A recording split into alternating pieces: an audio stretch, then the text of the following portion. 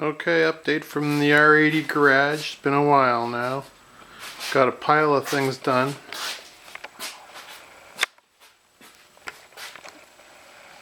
Actually, the rear end of the motorcycle is starting to look like a motorcycle. Okay, started read the rear wheel and assemblies. Did the spline lube on the rear drive after cleaning it out. I also changed out the seal on the inside of the rear drive area, and it was filthy. As you can see, the rear end sporting all their brand new shiny stainless steel products. I've got the progressive suspension shocks on. Put the cowling back on. You can see the r80rt and the BMW insignias. The rear rack, I had that powder coated by the gentleman in Newmarket. I got the seat from a guy from the CVMG, the Canadian Vintage Motorcycle Group, and he's a gentleman out of Paris area. I picked it up for $100. I'm not sure if it's a Corbin or a Sargent. Either way, it was better than the one I had. I reused the metal seat cowling. I was going to go with fiberglass, but it came out so good after the cleaning and powder coating, I just decided to stay with it. The moto bat's been installed. The drive shaft has been connected. I still have to torque the bolts. I still have to set up the rear trailing arm assembly.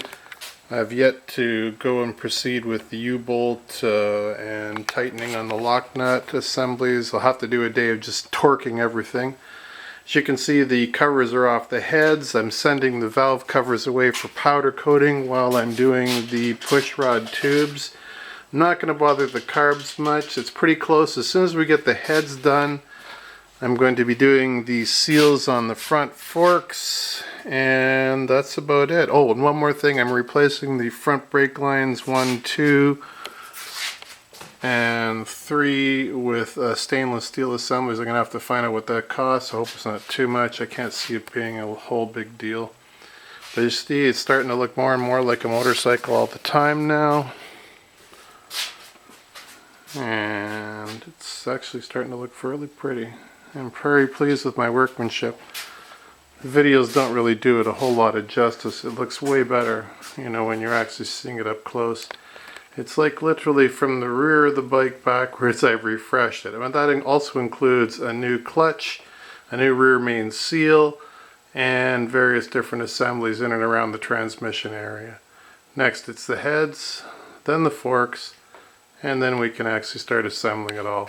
And I've got brand new mufflers I picked up off a local gentleman off Kijiji, so it's going to start to look pretty good very shortly.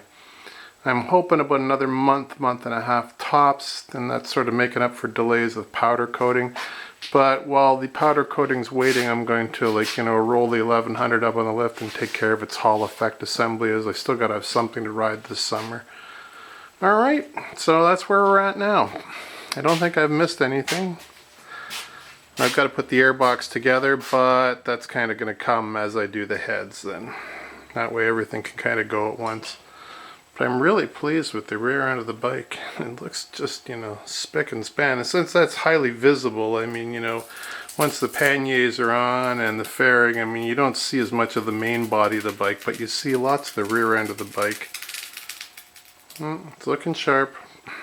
Maybe some coils too, I'm not sure. Alrighty.